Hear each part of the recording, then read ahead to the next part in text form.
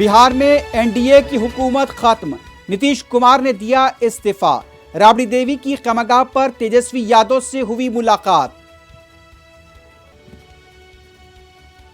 پٹنہ میں زبردست سیاسی سرگرمیاں، آر جے ڈی اور کانگریس کا بھی اجلاس، حکومت کی تشکیل پر تبادلہ خیال۔ بی جے پی کسی بھی پارٹی کو کمزور نہیں کرتی، خود کو مضبوط بناتی ہے، شاہنواز حسین کا رد عمل۔ مہاراشٹرا کابینہ میں توسیع، 18 ارکان کو دلایا گیا حلف، مہاراشٹرا کی کابینہ عوام کے لیے کام کرے گی، وزیر اعلیٰ ایکناتھ شنڈے کا دعویٰ۔ ملک میں یوم عاشوراء عقیدت و احترام کے ساتھ منایا جا رہا ہے، تعزیہ جلوسوں کا اہتمام۔ حیدرآباد میں تاریخی بی بی کے علم کے جلوس میں عزاداروں کا ماتم۔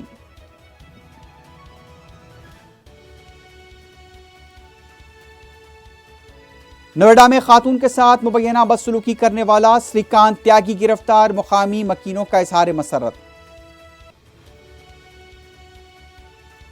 ملک میں آج کووڈ کے کیسز میں کمی، 12,751 نئے متاثرین۔ عوامی فلاحی اسکیموں کو مفت مراعات نہیں کہنا چاہیے، ٹی آر ایس رکن کونسل کویتا کا مرکز کو مشورہ۔ غزہ کے شہداء کی تدفین، اسرائیلی جارحیت پر دنیا کی خاموشی پر اٹھے سوال۔